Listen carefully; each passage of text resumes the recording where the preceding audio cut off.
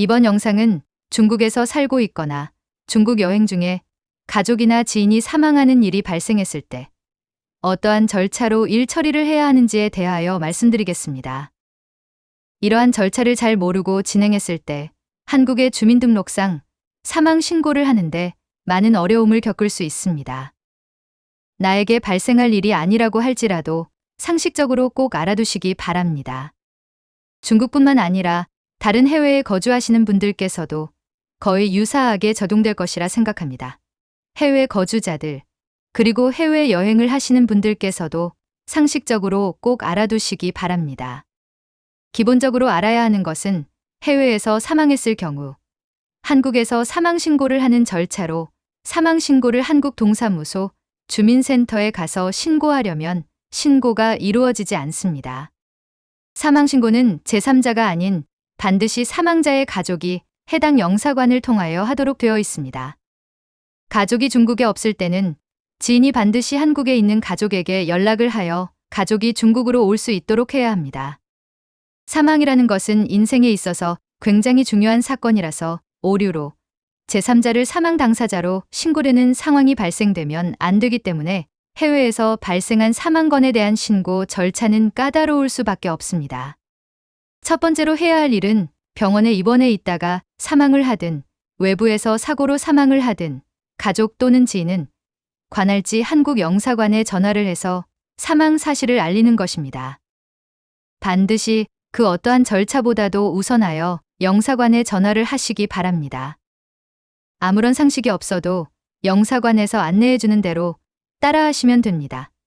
영사관에서 몇 가지 사실 확인을 하고 이후 진행될 절차에 관하여 자세히 설명을 해줄 것입니다. 그러나 당황스러운 상황이기 때문에 설명을 들어도 집중을 못하는 경우가 많습니다. 그럴 때 이 영상을 잘 보시면서 따라하시면 됩니다.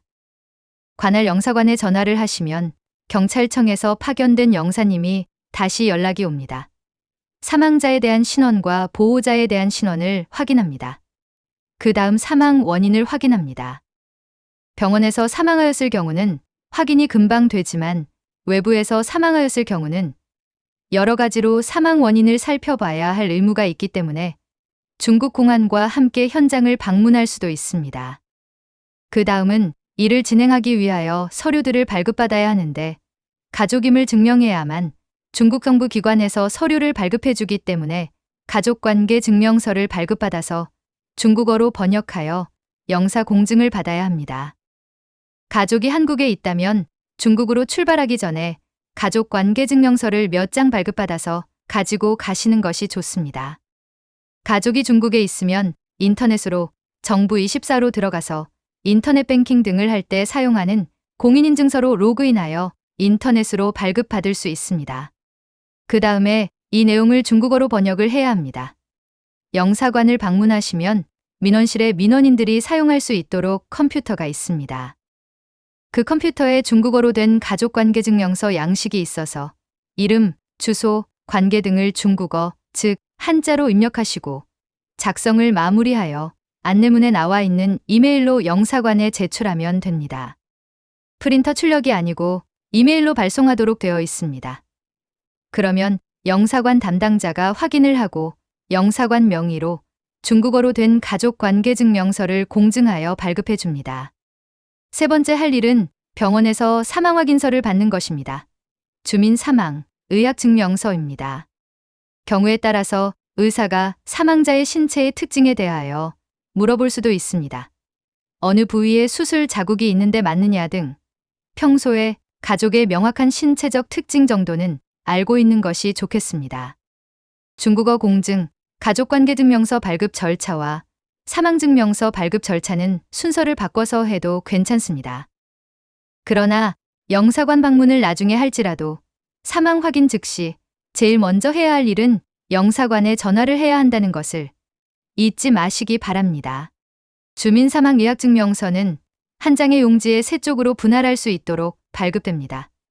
재발급을 안 해주는 것으로 알고 있으니 절대로 분실하면 안 됩니다.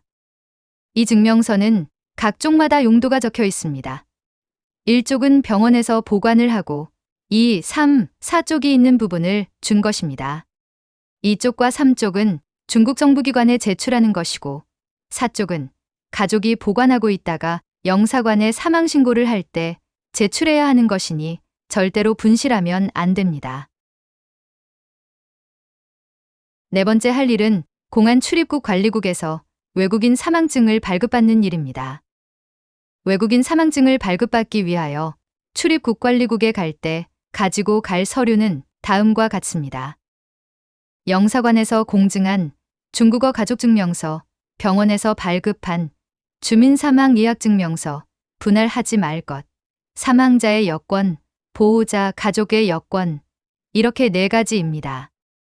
방문해야 할 장소를 영사관에서 위치와 전화번호 등을 자세히 알려줄 것입니다.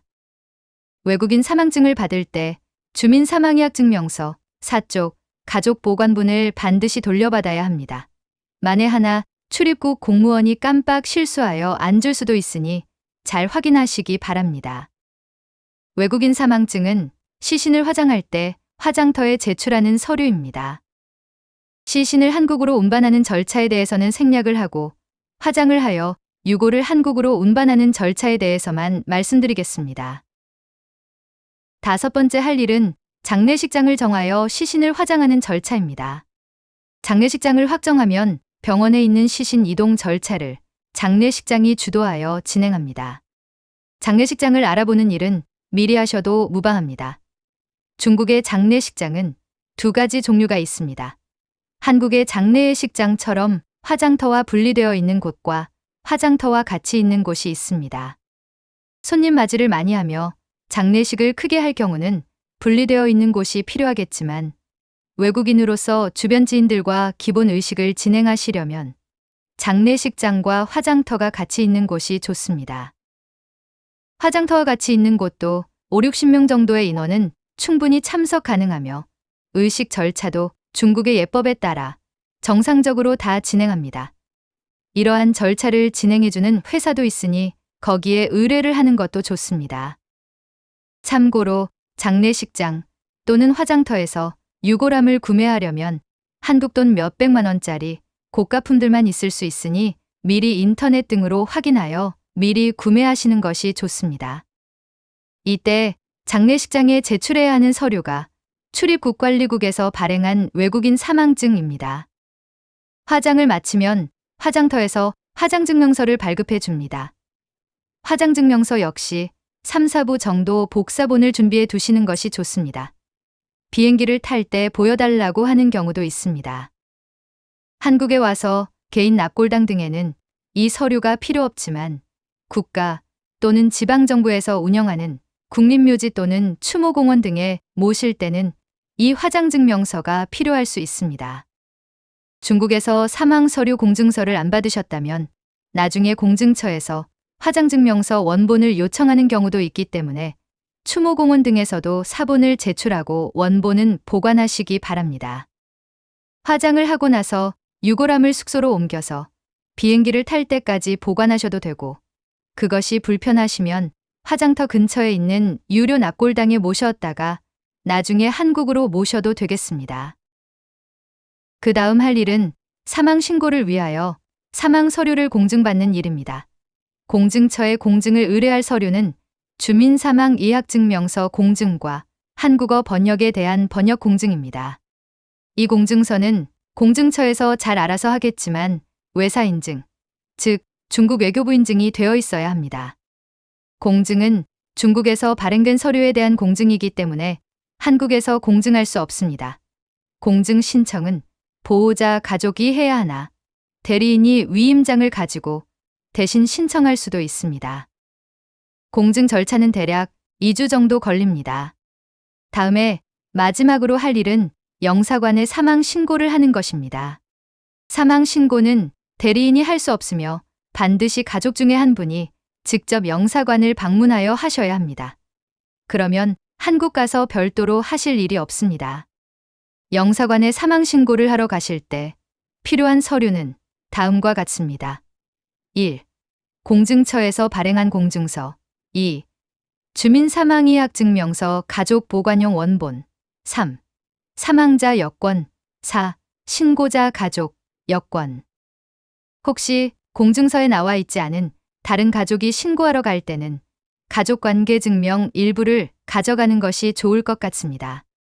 영사관에 서류를 접수하고 대략 한 달 정도 후에 영사관에서 이메일로 사망 신고가 마무리되었다는 연락이 옵니다. 완료가 되었습니다. 모든 절차를 마쳤다고 해도 사망자의 여권과 병원 진료 카드는 1년 정도는 보관하고 있는 것이 좋겠습니다. 차후에 보험 등 예상하지 못한 일로 사망자에 대한 사망 전후의 서류 발급이 필요할 경우가 간혹 있습니다. 그러할 경우 사망자에 대한 정보 또는 증명을 제시할 필요가 있을 수 있기 때문입니다. 유익하셨다면 구독, 좋아요 부탁해요.